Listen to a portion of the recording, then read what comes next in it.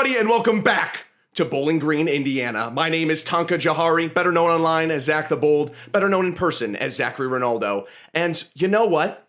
I checked the calendar, and it turns out we are so back. I just want to say, I was at a party yesterday. The time I was me recording this, it is Sunday right now. And there was a gentleman who approached me, and I have a drink in my hand. I got a PBR in my hand, and he goes, "Hey, is that within the 2-drink maximum?" So, Liam, shout out to you. I want to say whenever I post anything on my story that has any kind of alcohol involved, because like I said, I can hang, all right? I can hang. People are always messaging me in the comments. I go into my message request, it's just about 2-drink maximum. It's just part of the 2-drink maximum. It's just part of the 2-drink maximum. And always, it's way past that at that point. Otherwise, I wouldn't be posting it. No, I put on here was a Barcadia. We're trying out a new drinking game called Not Enough Mana. We'll see how that goes. Here's a Barcadia is awesome. Played it for my birthday. Thank you, everyone, for the birthday wishes. By the way, that meant a lot. I just want to, some people, I want to stop myself real quick because I had someone comment on the last, podcast that my intros take too long. And I'm just like, what do you think this is, right? I'm not doing a 7-minute HelloFresh ad read. Like, I'm telling you, I'm opening up my life to you all to tell you my most vulnerable moment. Not really my most vulnerable. It's actually a really funny story. I was pretty upset about it. And people are like, this is taking too long. If you want, just go on r/D&D and just read comments of, people's reactions to bad DMs. You can do that, right? You can go, there are so many content creators that just read Reddit and then just, laugh, haha, and then next video, right? There's things you can do, right, to not have to sit through me. Well, I guess I'll log off. Good, go. I do not, what do you think this is? I didn't start, look at I moved a bookshelf. When I set this up, I have a laptop stand holding a mic to me right now. This is not this is not the Joe Rogan podcast, all right? This is better. This is better than that, and it has higher production quality. The intros are taking too long. What do you think I'm talking about? I'm not gonna go right into the questions, all right? I'm talking about I'm being so genuine right now that I'm this podcast is for me to have fun. I don't have an itinerary of I have an itinerary now, but I don't have I have to get by X mark, I got to get this done. The episodes range from 30 to an hour and 15. And when I'm done, I'm done. That is it. That is the episode. He talks too much in the beginning. Okay, well, that's the podcast. What are you... I'm talking about stuff either relevant to D&D or just my life in general. You can go and listen to any other podcast, or I'm just there is such a huge load of content of people just reading D&D stories and just slightly reacting to them is behind him. And he's looking at my podcast and going, too much of an intro. This guy's got a little too much going on in his life that he wants to tell us about. I'm sure I want you guys to be a little bit included in the life of myself, all right? That's kind of what this podcast is about, okay? I also appreciate everyone who was the new quality looks great. Thank you, yeah. Like I said, Sony A7C, a lot of people swear by them. I was going to get a Blackmagic. Did I say this? I was going to get a Blackmagic. They don't have autofocus. I didn't realize that. I could be wrong. The newer ones could. My expertise is in the Blackmagic 6K cameras, but not their newer stuff from a few years ago. I'm sorry, I'm rambling. I gotta get right into a question. I gotta talk only about D&D. Well, Zach, it's a D&D podcast. Is it it's something. It's something sometimes, I know. So whatever, I'm not gonna get right into the questions because I have questions for you. I'm turning it around. All right, I'm turning it around. Everyone's and you know what? If you're at work right now, I just want to say, I hope you're having a good day. And keep working, all right? Keep it up. You're doing a great thing. So I made a video about Magic the Gathering, and I want to say I am not a Magic the Gathering creator now, only, clearly. I made a D&D video literally right after that. But I want to say the reception was really nice on it. It was super cool to branch out. The last time I branched out of D&D was, weirdly, I made a Texas Chainsaw Massacre video about the game that came out. And that's because my For You page was just full of that stuff. And I was I love video games. If it wasn't me making D&D videos, I would love to make retro video game videos. I grew up literally with angry video game nerd like, you know, like Ego Raptor. I'm like trying to think of others now, and I can't. I really can't. But I just like, I would love to be able to like just go through older games and just talk about them and make like half skits, half game reviews, kind of like Angry Video Game Nerd. That would be really cool. But like, it is nice to branch out and make something else. And I want to say, at the time of me making that Commander video, I had played maybe 4 or 5 games of Commander, like in person by the time I made it. And it really stems, like I wanted to wait a bit more, because by the time I had made my first D&D video, I had already been playing for like 9 years. Like I knew what I was making made sense, right? And I do have a council now of Magic the Gathering players who've been playing a long time. And I make sure that it makes sense. But I was worried that I was like, I don't know enough about this game. But it's actually really refreshing for me, because I am able to have this like new perspective on the game and how it feels to me, right? So it was just really fun making it. And it was also, after, I don't know, crazy enough, after a year and like 4 months of making D&D content, over 100 shorts, it was a little bit easier to come up with an original idea for a Magic the Gathering video. So thank you all for the support on that. I am not going to become an exclusive Magic the Gathering guy. We are playing draft tonight. It's going to be super fun and everything like that. Thank you for all of the recommendations and help that people have been sending me on Instagram. Love that. People are like, yeah, your wallet's going to be, and I'm just like, yeah, kind of, yeah, it's already begun. I have a mono red goblin deck. It is so fun. And it's not like, to me, like I've played against food decks that just make me lose my mind. This is not a Magic podcast. Zach, get into the questions. Zach, get into the questions. Why is he talking about Magic? This is called Bemper Bubbles and Beeper Bubbles. This is a D&D podcast.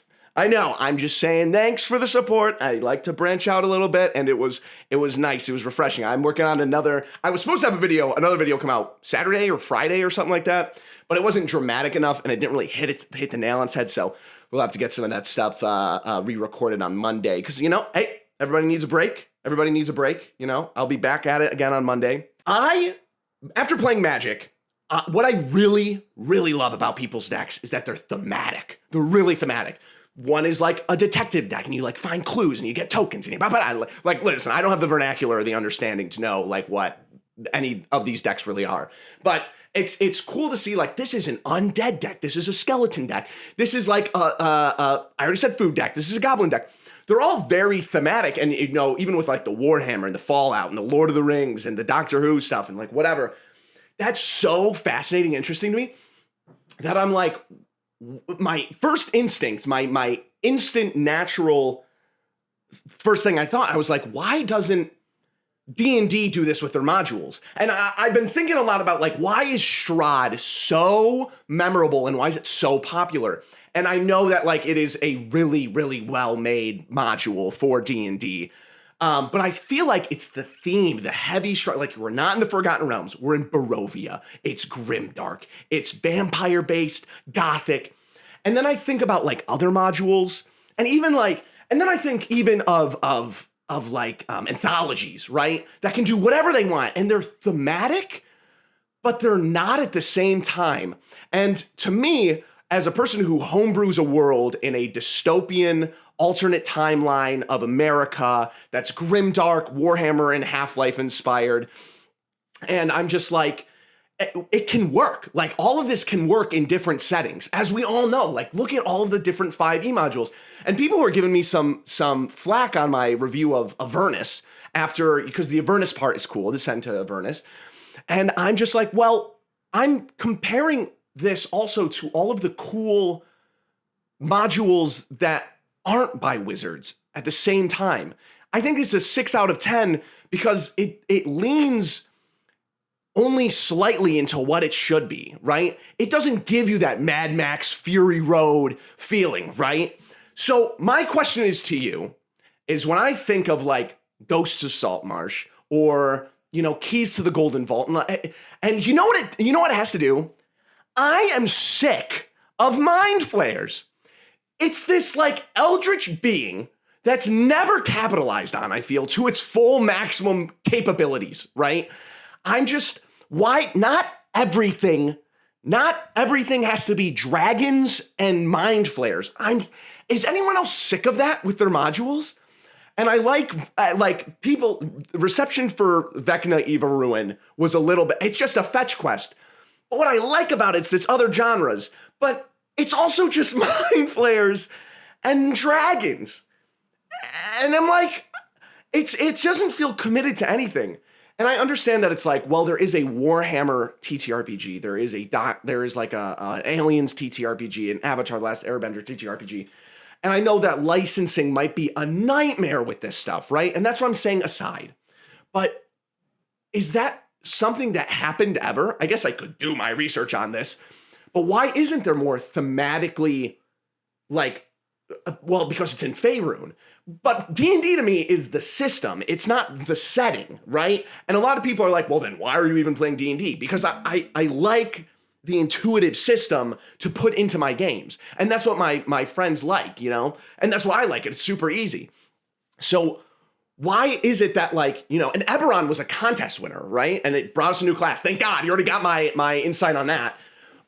But I just feel like people would be coming to Adventures League in droves to play these modules if it's like, did you hear there's like a Mortal Kombat module and a direct 5e expansion and stuff?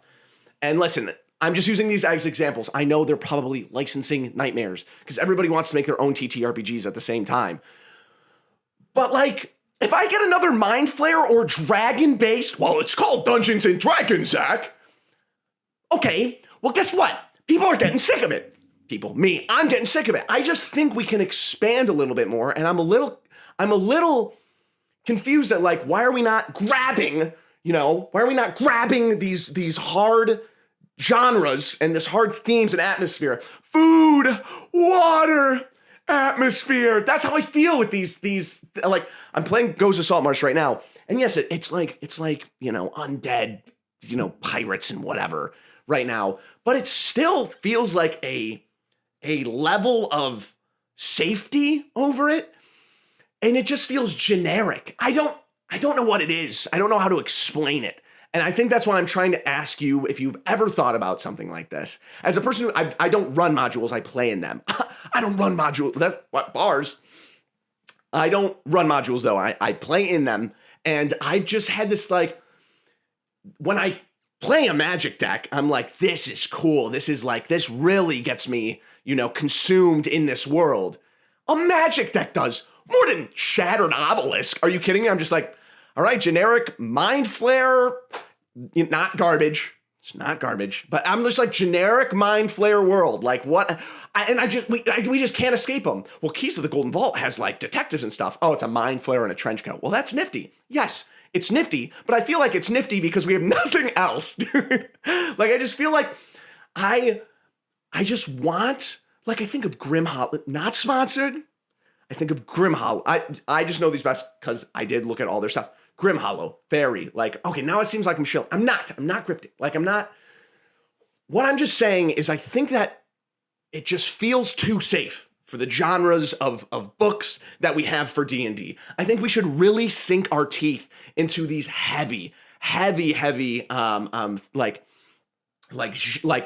I want a thick noir D&D, heavy fantasy, heavy on the like imagine like the noir art and like all this cool stuff. That would be really cool.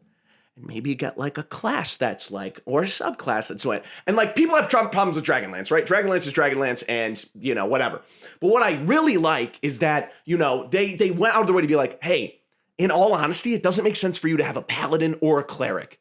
And I love that, dude, because it's a different world. There's different rules and meanings. And like, they threw in something where you can have a cleric or a paladin. You have like a dream by a god and whatever. But like, isn't that so cool to have like restrictions and improvements in different ways for like what a world is? Well, then, Zach, if it's their first time playing the module, they won't have the chance, but they'll still play something. Like, Dragonlance had a feel to it, right? And I know that people had their problems, and like, Dragonlance fans think there wasn't enough lore, and Dragonlance, people who were introduced to Dragonlance thought it had too much lore and whatever. But what I liked about it is that it kind of dared to do something different. and they had a board game, with it, and they had, Warriors of Kryn and whatever. And I just think that's what I want more. And then we get stuff like Spelljammer, right? And it's like, it's so hollow in the way of like, there could have been a tight Spelljammer campaign.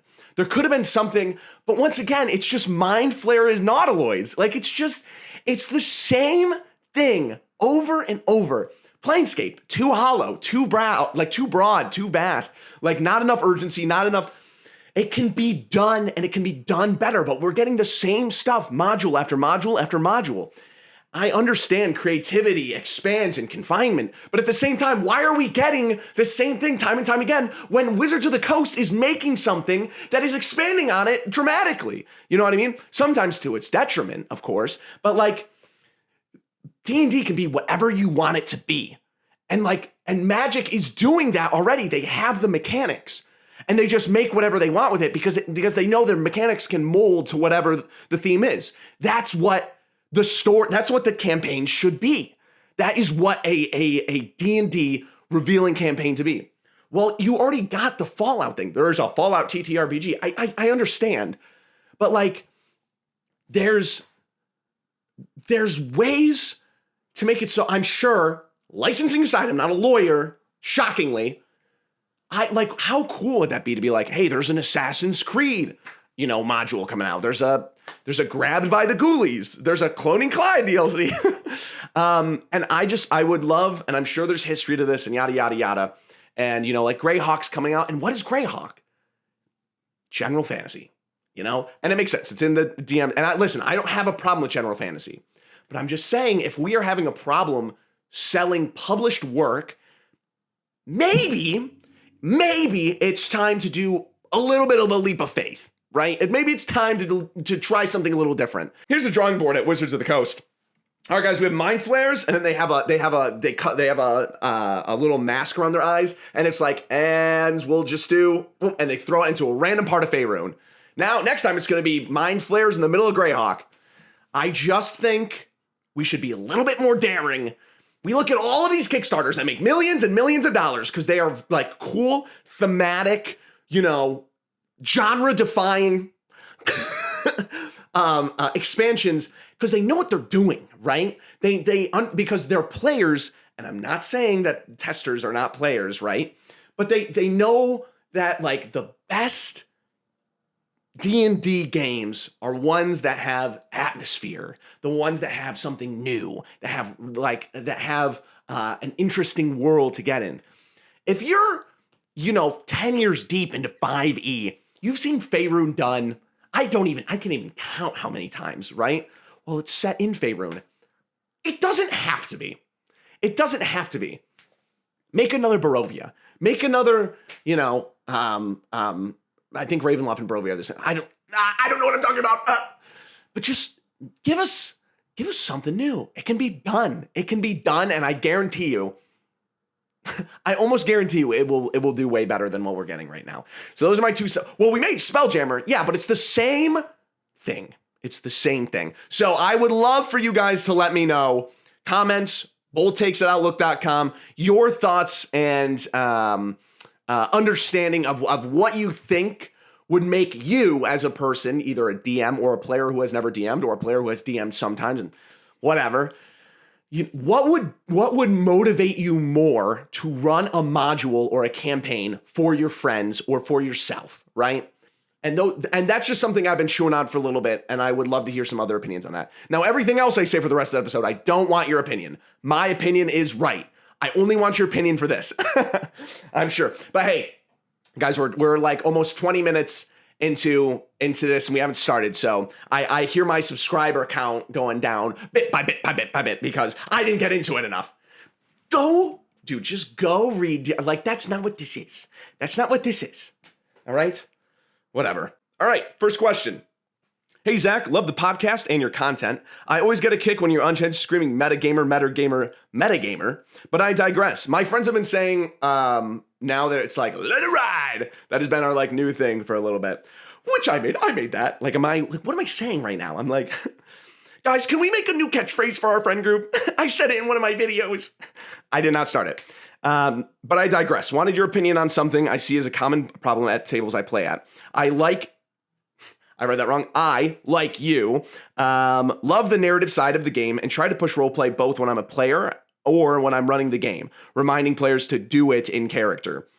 One of my gripes is around higher level spells like Resurrection and Raise Dead, and how they take away the emotional impact of a death. Players often default to metagaming and go, oh, it's fine, we'll just get them back, let's get them back to life, and completely miss the opportunity for a great roleplay moment. Case in point, years ago, I played a multi-year campaign. My character died in a boss battle in the Pentultimate module. This was the first character death of the game, and a moment I thought would be really cool and emotional. I was surprised to find the players were looting the boss before dealing with their dead friend and flippantly, dude, that's so funny, and flippantly commented, oh, the priest can just bring you back. Oh my God. I know it's so much easier role-playing silly and funny moments versus emotional ones, but how do you get players to stop the metagaming and try to embrace moments like this? Shall I just put a dunce hat on them and call it a day? All the best, dude.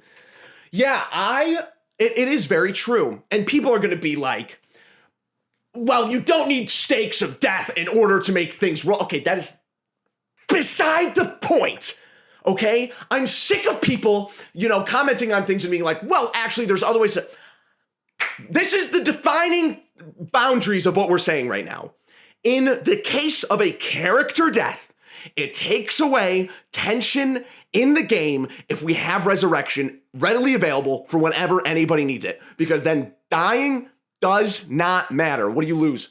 1,000 gold and diamonds?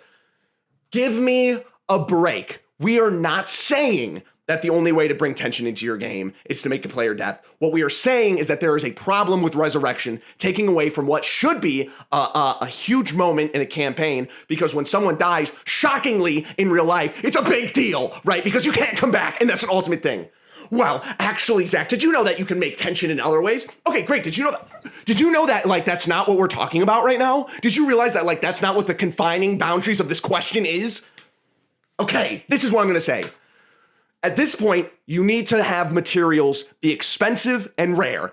Random reference, Zombrex. Dead Rising 2 for the Xbox 360. Zombrex is the main focal point of this game, right? You have a daughter. She's going to turn into a zombie. You need to find this vaccine that will stop her from turning into a zombie another day. And you know what? It is a rare commodity until you find out that it's literally just placed around the map in very secret hidden things. But that's beside the point. If you realize that you have 3 diamonds to resurrect 3 different times, and I will just say, I don't know how many diamonds is Resurrection, but 3 diamond amounts to resurrect somebody for 3 times. Okay, the first one happens. We have 2 more. The second one happens. We have 1 more. The third happens, right? And then it's a scramble to get that last, get another diamond. You have to implement materials at some point, right? Or some way to get around that, because it's both works out raw, right? There's nothing in the DMG that says there's X amount of diamonds in your game, right? That is up to you. I think within these boundaries, death should have some kind of stakes, no matter what. And Revivify, there's ways to get around it. Decapitating hobgoblins, clowns with big hammers that smash you into bits. Hint for next episode, my players. That's an inside thing. There's ways to get around Revivify, right? And it's a day, and they literally can't even have their nails clipped, or they can't be revivified. Resurrection is different, right? You find an atom, a single cell of their body, and you can resurrect them or whatever. You have to add materials for this, because especially when we get to higher level play, it is going to be a nightmare. A nightmare. Well, Zach, I can't use my spells actually if I don't have the components. That is the point. That is literally the point of what having material components is about. Okay, Zach, you're limiting my no. You have the potential to ruin all stakes in my game, and I'm not going to give you the ability to do such a thing. Oh, wizards are always so knocked down on. Dude, my barbarian can swing 3 times. We're level 15. You can literally change the molecular structure of all the walls in this room. you can talk to God. You can do, add materials, add material components. Well, Zach, I'm not going to make my players grab spiders to summon wildlife creatures, whatever. That's not what I'm saying. Big things like resurrection, like force cage, things that are like 6th and 7th level and beyond, and they have like some kind of, if they spam this, simulacrum, boring spell, essential. I do not like simulacrum, but it's also kind of cool. But for the games I run, I don't like simulacrum. Okay, that's beside the point. That's totally opinionated. I will say that is just a thing that I don't like. Okay, that's not like I'm not going to give you reasoning behind why I don't like simulacrum. I just don't like simulacrum for the games that I play, right? Talking about getting tension out of the way. I have a friggin' clone. I got 17 clones of the same wizard, and 16 of them are gone, and there's no tension throughout my whole. Well, I can just cast simulacrum. How about I don't care? How about I don't want that in my game? Opinion. That is just opinion. I don't think they should take simulacrum out. All right. I don't think they should. Anyway, add material components. Do not add it for everything. Well, detect thoughts takes 1 copper. I don't care. It's because they were making a joke that it's a penny for your thoughts. Like literally, that is what material components should come out when you're like summoning creatures, resurrecting people, when you're trying to ask for huge, crazy lore, legend lore stuff. You know, there should be limited capacities of that because. Although there are different ways that you can go about adding tension into your story that is not death, that is not what we're talking about. There should still be tension around the thing that most people are the most scared of in real life. What a shocking revelation. I think you should keep that tension in there. If I get 1 comment, if I get a single comment, you just see my channel deleted, like you never see it again. Death should have tension in a D&D game. Maybe you want to run a little bit of a meat grinder and have it not as much tension, right? There are penalties for these kinds of things, okay? I'm also not on board with having like no way to revivify, right? I'm not on board with the old Tomb of Horrors, you're gone, and then on to the next thing. There needs to be story beats. My thing, this is just a little, if you have like a moment, I had a character who got disintegrated into ash, and, you know, the one cocky DM, nope, you don't get any. No, I say, time begins to slow. You see the dust around you reflecting the red coming from the beholder's incineration ray. What do you say in this last fraction of a second before you lose your character? Instead, the cocky DM goes like, well... Nope, actually, you just get integrated, you can add anything else. How about add some tension to the friggin', like, what, Dude, I can't, like, people always ask me, Zach, why do you not like linear, like, open world games, or just, like, non-linear storytelling and whatever? Because, dude, I play 4 of those games every week, and I'm sorry, I want a story. I do. And people are like, I don't think you understand how non-linear games or open world games or whatever works. How many times do I have to tell you guys?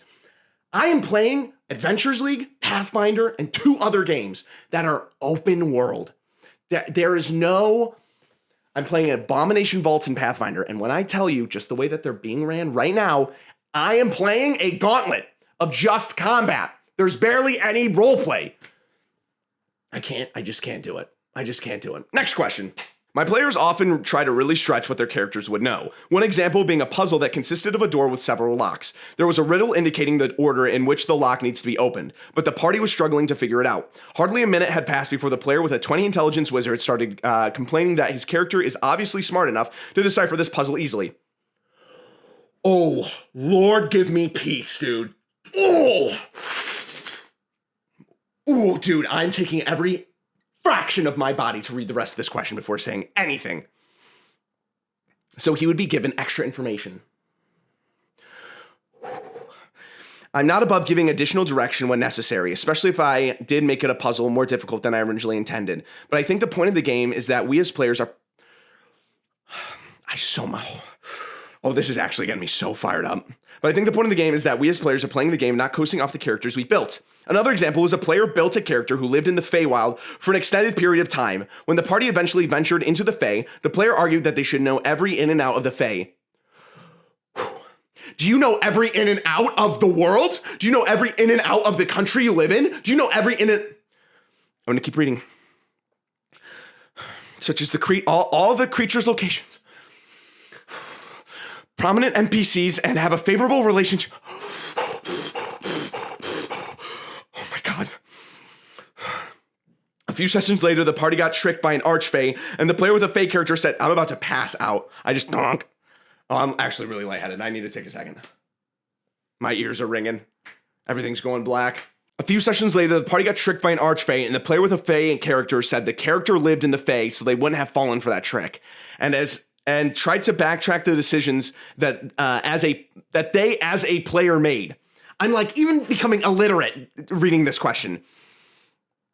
I always try to give the players info that is important to their character would know, but I can't handhold them through every encounter and take away their individual agency. Is this something you've dealt with? Yes. A player with a high intelligence or wisdom character trying to claim they're above some challenges because their character is more mentally apt than they are? Yes. I've also seen the case of a high charisma character saying that they could come up with a better argument that their respective player would, so they should be allowed to roll charisma checks with advantage. How would you deal with this? I've dealt with this so much in my life. This might be actually the most aggravating, listen, to the writer, I'm not mad at you. This is the most aggravating question I think I've ever received on this show. Let's break it down bit by bit, just so I can get more comments on my YouTube videos that you don't agree with me. Listen, okay, your character, yes, is a 20 intelligence wizard. You know what you get for that? A lot. You get a lot. You know what one big main thing is for that? You get to cast magic out of your fingertips, out of an orb, a book. In Portal, let's talk about Portal again, right? Shell, definitely canon, made it all the way to the end. Probably maybe faster than you did, right?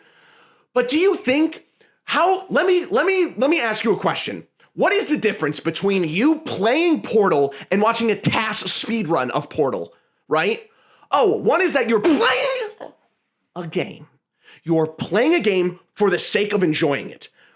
Guess what? You might not be as smart as Shell. You might not be as quick-witted, dexterous, or whatever as Shell is, right? But you got to realize, when you sit and pay $60 on launch. No, it came out with the orange box.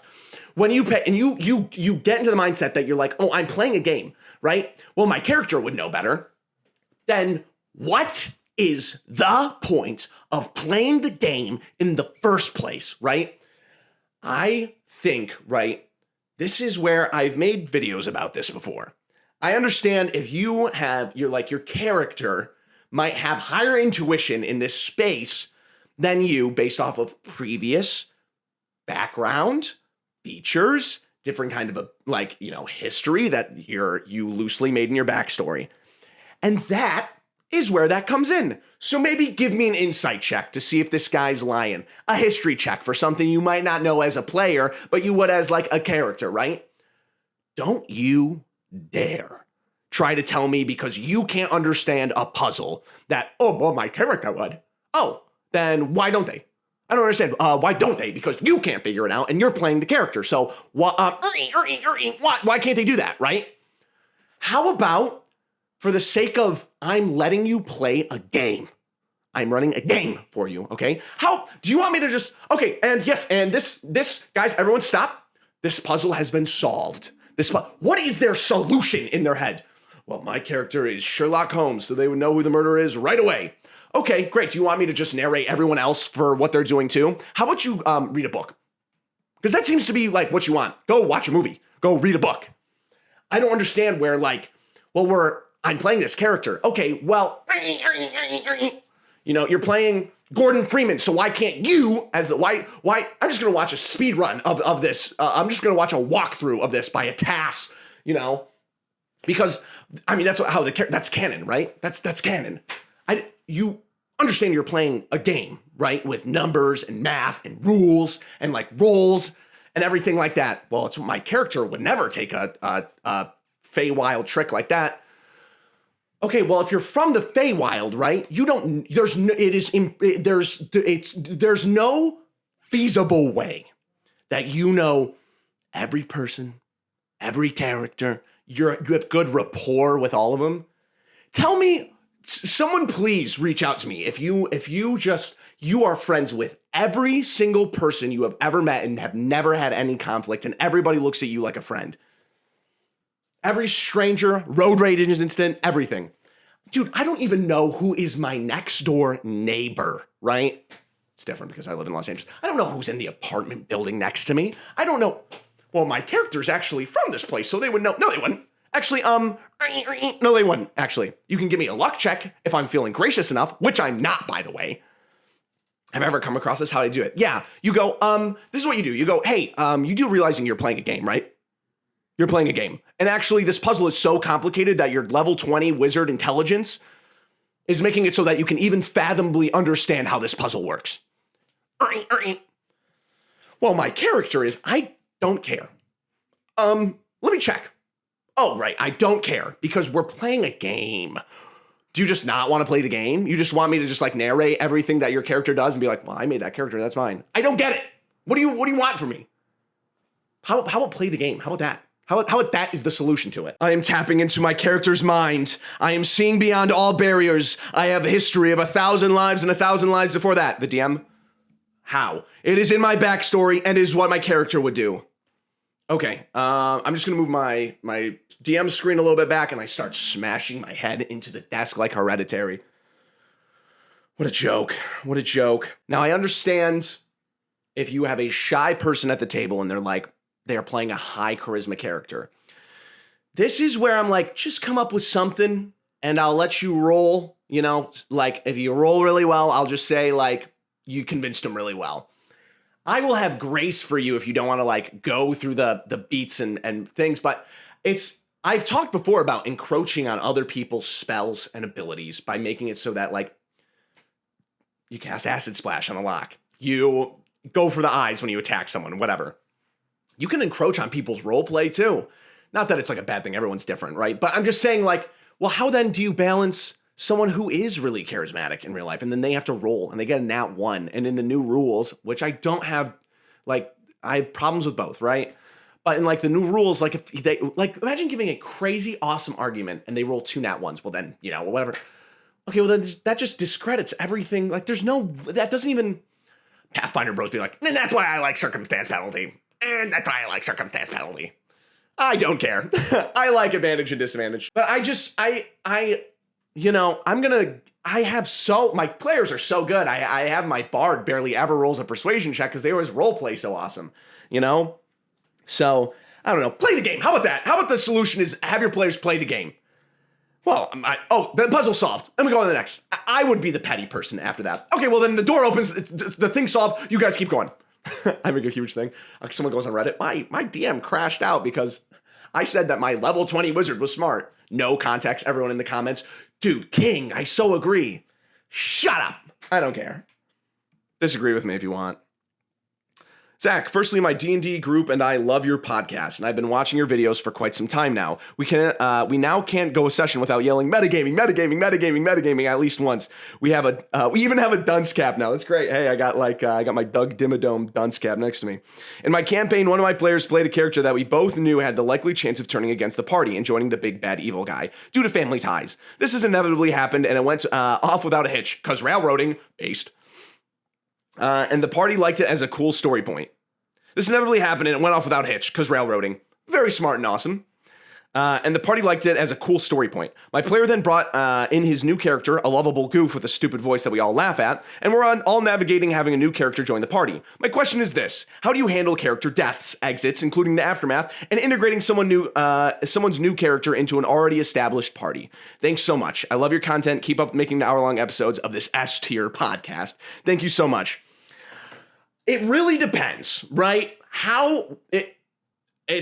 Now, my rule is that if they die in combat, right? If they die in combat, most likely the punishment is they're going to sit out that whole combat. But Zach, your stun rules, so different. And then you guys should take a break unless you already know what their new character is going to be. And you should be like, okay, I need to just like give me like a little synopsis of what your backstory is, so I know when you can like come in. Maybe they were like a sailor and we're like by the docks, and we can have you come in from the docks or whatever. I had a character who was literally like trying to spy on another like group, and it turned out to be the group of the party, like the adventure. If you are now, there's like 2 different games that you can go about this, right? You can like have it where just like someone you come across someone in. Oh, my camera's too hot. Oh, I was not expecting this problem. All right, we're back. Just needed to give the camera an old cool down. Threw it in the freezer for 4 minutes. I'm just kidding. I just threw a fan on it.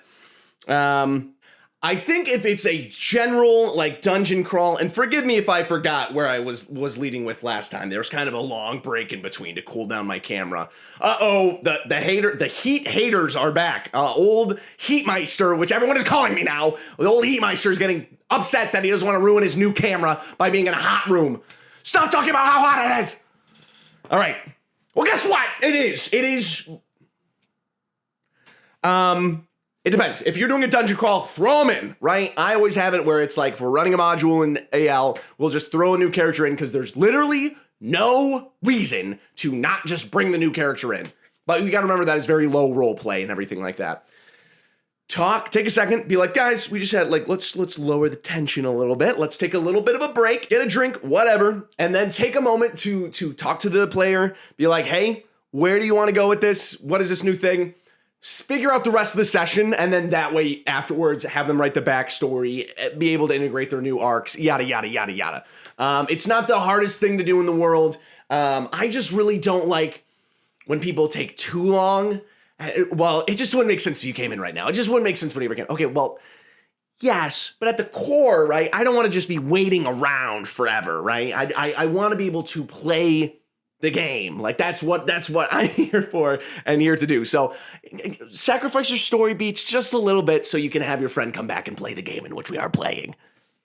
I have a party of 6 players and they're all beyond invested, and I love having them. We're now level 8, 5th edition, and make combats challenging beyond just cranking damage. Health or AC is getting challenging. I agree, stun and all that is dumb. Awesome. But I'm not sure what to do with to challenge my near invincible party without increasing damage and rendering their level ups irrelevant. Any thoughts besides alternative objectives? I use other goals, but as said, sometimes hitting monsters until they drop is fun. Thanks again, the person who wrote in. Okay, the fact that this is level 8 coming in, right? This isn't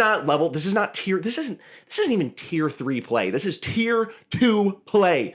Okay, so this is what I'll say. By the time you get to tier 4, this is the Sanderson slide. You should not be sticking around tier 4 for a long time because it's going to get annoying. Combat's going to be way too long, whatever. Get it out of the way. When you get to like tier 3, level 8, stuff like that, and you said this in here, right? Nothing in the monster handbook is hurting your party. So remember, I'll establish some ground rules right now. Number 1, do not just have one enemy. At all times, you need minions or simulacrum clones or some other way that you can be able to throw in, some other things that they can fight. Because you're one divination wizard and a banishment away from having your entire, your fight just be gone. And then here's something I've never talked about, and I want to say, I'm sorry, but it's time to start taking some lessons from anime. And I'm being so serious. You need to make it so that your bad guys are Piccolo, our young Boo or whatever. I still haven't seen Dragon Ball. They need to be Pain from Naruto. Haven't seen it. Did I say Boo from Dragon Ball? Young Boo. But I'm saying seriously, you need to have it where your monster does 4 attacks, may have action surge, can knock people back 15 feet, can knock them in the air, can hit them in the air even higher, and knock them back to the ground. You need to have it so that these guys are terrifying to your players. Take the monster manual and throw it out the window. That's a joke. But take the monster manual, take some things that you like and put it together. It is time to now make cool and interesting fights, cool and interesting monsters. You don't need this stuff to be the challenge rating of this is take that and throw it all out of the window. It's time to do some cool stuff. Break the boundaries of what you know for a player to do. You're not a player. This isn't a player character. make stuff up. Make it so that they can hit 3 times. And if they hit 3 times successfully, that they can like somehow do another combo and stuff like that. The monster stat blocks and stuff are there to be in modules and to help you out and to give you an understanding of a baseline of how characters should be. But after 10 years of playing, I've realized, I make better monsters and fights that are in the player's handbook because I'm 25 sessions deep with my group. I know their weaknesses. I know their strengths. I know what they've seen and what they haven't. This is time for you to go outside the box and have fun with it and make things that you're just like, well, this is going to be balanced because I know how they play. And listen, I am not good at balancing encounters. It's a hard thing to do. But what I really want to say is like, it's time for you as the DM to start having some fun. Do you know how crazy it would be if you were just like, okay, you're going to attack him? First, does a 25 hit? Yes. He hits you with his hammer and you get launched 15 feet in the air. You see him jump off the ground as the cobblestone beneath his feet crackles and breaks. He's going to try to hit you again in the air. Your team, like your players would literally be like, what? He hit him in the air. I think of the monk stuff in Pathfinder, so cool. Like that is literally something like if you can hit him in the air and then hit him again and then knock him down, that break the boundaries, have some fun, surprise your players, have the balance come in for your player characters because it's a bunch of them and they do need restrictions. Otherwise you're not even really playing, well, Zach, it's not a 5e stat block. No, it's not, dude, because high level play is insane. So we gotta have fun with it. Why are we so restrained on what the book says a monster should be?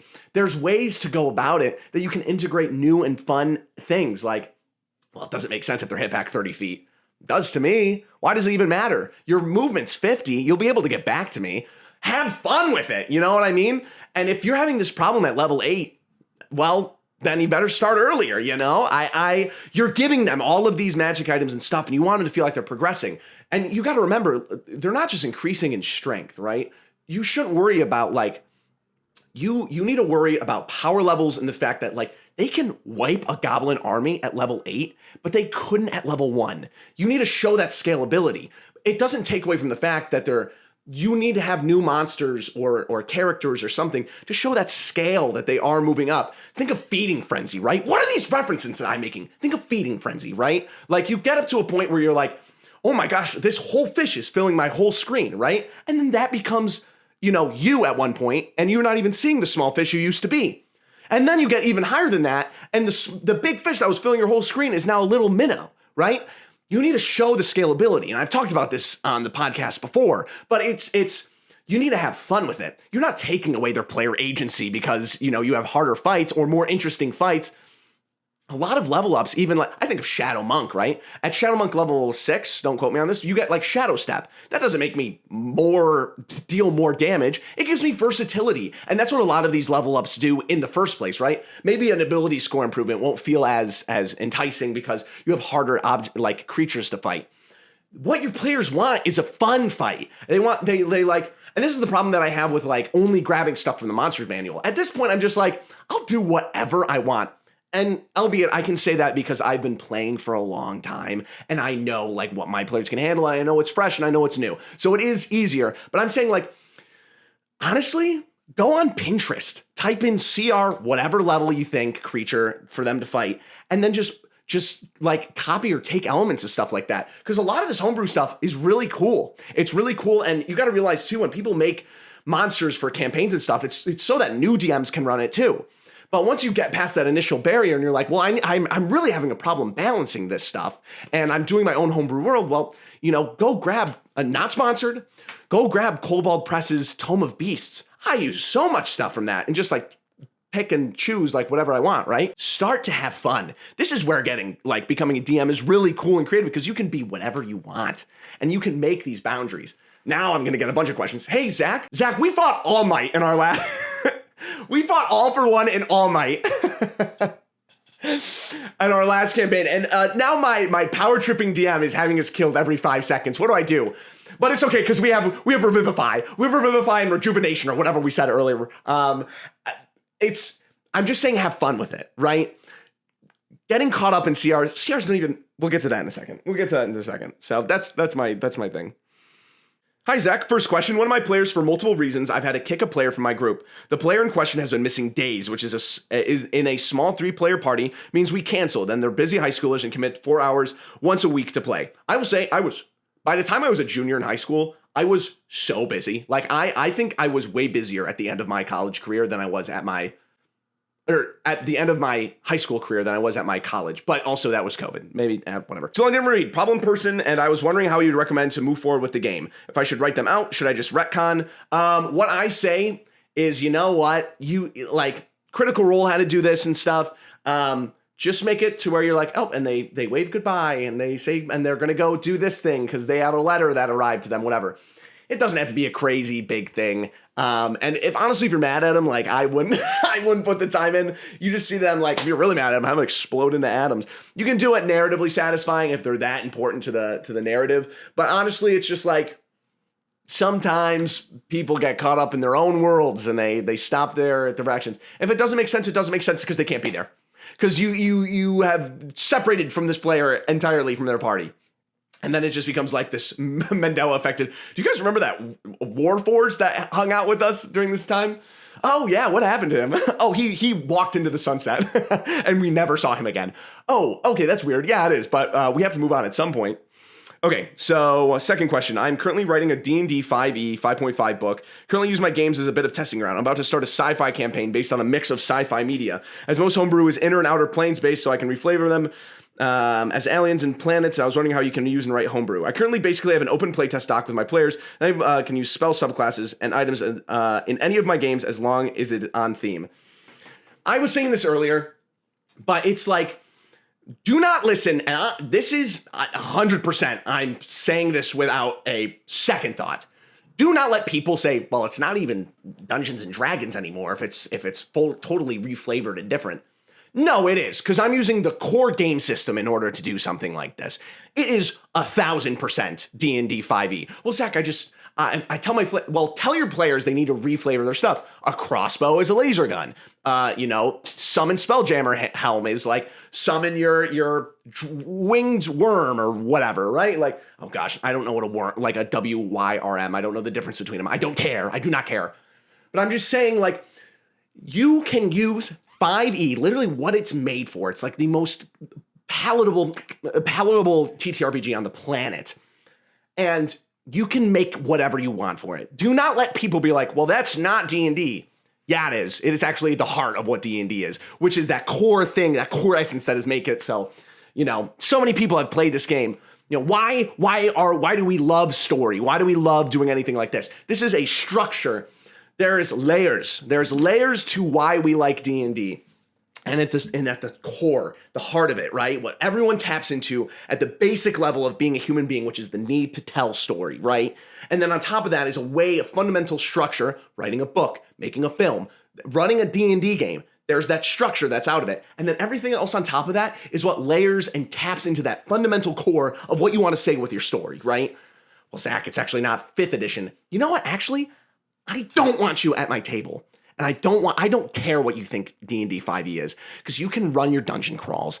You can run your non-linear open world, takes forever, like, oh, we'll find the story. Well, guess what? Like, I want to tap into what I want to say and no matter what, if you do run a non-linear campaign in an open world and like whatever, it's crazy that we always seem to run into a story because, this is what the game is about.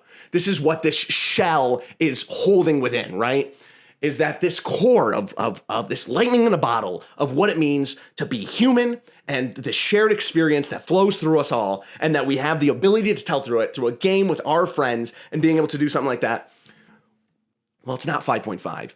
I'm not playing Dungeons & Dragons. I'm telling a story with my friends using Dungeons & Dragons 5th edition rules as a catalyst to be able to have them understand my experience as a human being better. Well, then it's not 5th edition. We're not playing the same game. We're not doing the same thing, right? This is not why I play, right? There is something more to it. I'm not going to go and make a YouTube channel for a game that I've played, that is just there to like grind and whatever. I'm not gonna devote my like years of my life to making something that isn't about something I'm so passionate about, right? Which is the need to tell story in all of its essence. And that's why like so many of my videos that are short form that tell a story, it isn't the same thing about the bard being horny or the why the door can't be knocked down or whatever. And I've made videos, right, like that before. But it's because I want to, at the end of the day, tap into this thing that we can't even like describe without having to do a Descartes philosophy style breakdown of why we like this game, is because at the end of the day, I try to like, I think I remind people, and people have said this to me before, why they liked D&D in the first place. And they've left it because of this or that, or because some player was a jerk and someone's being too much of a rules lawyer or a power gamer or whatever. And then I do this, because I'm so great, whatever, because I'm the Steven Spielberg of whatever. I give them a glimpse again of what this game really means, right? Well, that's not how I play 5th edition. That's not how the rules are supposed to go. We're not playing the same game.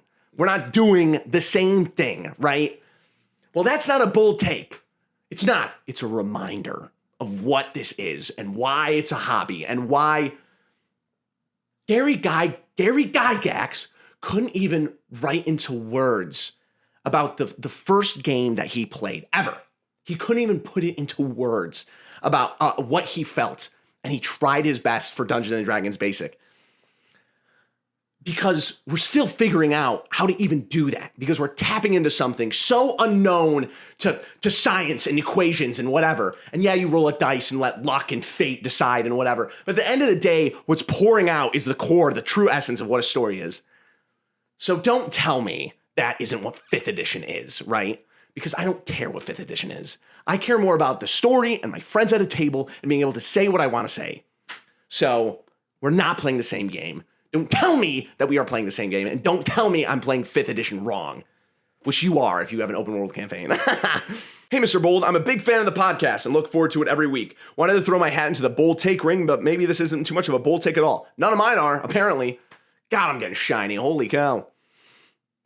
I believe challenge rating is a psyop used by Big Game Master to make our jobs harder than they need to be. For context, I run a generic high fantasy homebrew setting for some friends. In this setting, my adventuring party of 6 level 10 players were exploring one of the mountainous areas. During the course of the day, the first encounter they ran into was an imperial encampment overran by a goblin orc faction we'll call the Goof Troop for the sake of simplicity. I included this run with the Goof Troop as a slam dunk for my players to let them feel super powerful and flex their new abilities, magical items. This was their first encounter of the day and was anticipating to take like 20 minutes or so. Cut to me nearly TPKing them with the Goof Troop, using some rudimentary tactics and some interesting terrain in play. Later that same adventuring day, after depleting some of their resources during the aforementioned duel with the Goof Troop, these same players fought a Bahir, an encounter I put a lot of thought into making climatic, investing time building up setting and anticipating a barn burner. The monster got smoked within 3 turns, getting maybe one impactful breath weapon in before getting curb stomped by my party. The long and short of that is challenge rating isn't super useful. After maybe tier 2, isn't super useful after maybe tier 2 and makes for some headache-inducing moments at the table.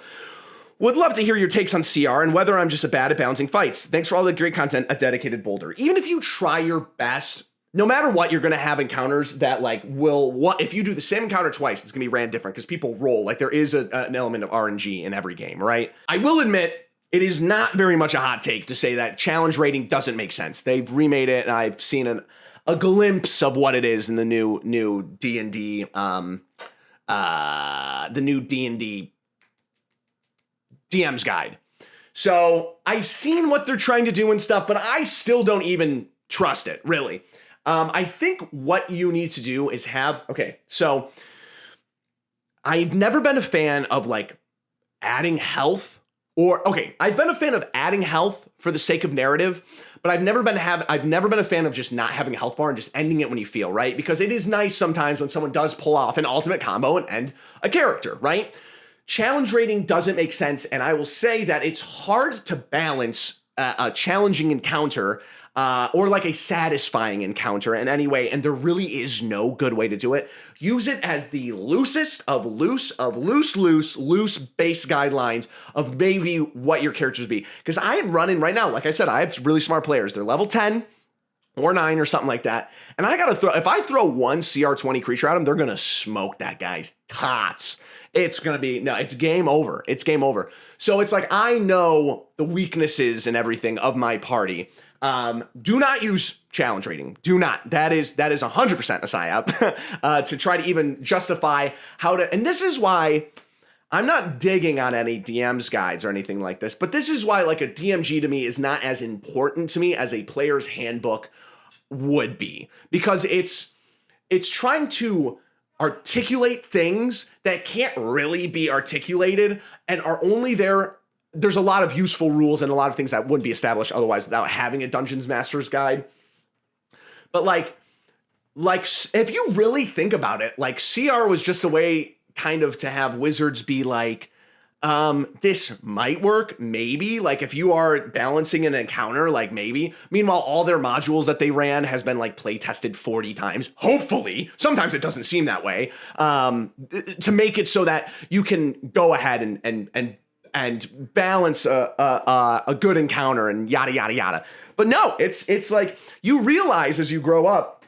You realize as you grow up that like there is a lot of things in this world that aren't as airtight as they may seem, right? You think that, and for me, it's like, that's what Magic is right now, because I'm like, oh my gosh, there's apparently 3 people, the high council of knowing every Magic card, and they can never do wrong on ban lists or whatever. But it's like, at the end of the day, it's like they have to try new stuff, whether it be in modules or Magic or whatever.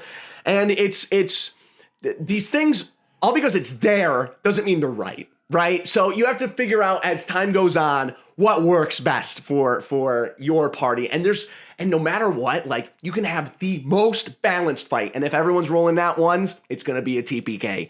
That's the crazy thing about it. You can't determine skill level like you can on like if you are really, really like, I'm talking like what people's definition of what a severe railroad is, you would maybe have a great idea because you can run that. And like, I'm talking, you would have to literally know what your characters have, what they're going to have at that time.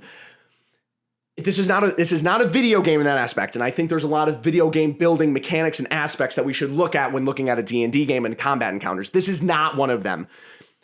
Give yourself a break. Have fun with it. Have fun with making the encounter itself. And, you know, if things go a little bit wrong, it's not really your fault. Because even for me, balancing counters is terribly, terribly difficult. I'm actually going to leave it off there. My camera's overheating just a little bit. Thank you, everyone, for tuning in. My name is Zachary Ronaldo. Check out Chaos Theory over at Mr. Sheikah Dance's channel, where I play Eamon O'Malley, a Kenku little fighter guy. And that's like the only actual play I am in. I hope you all have a great week. Send your questions in to BoldTakes at outlook.com. Yeah, I just want to say thank you for all the support, as always. And there's more content to come out. And I will see you guys. Have a great week. And I will see you next Monday. Bye.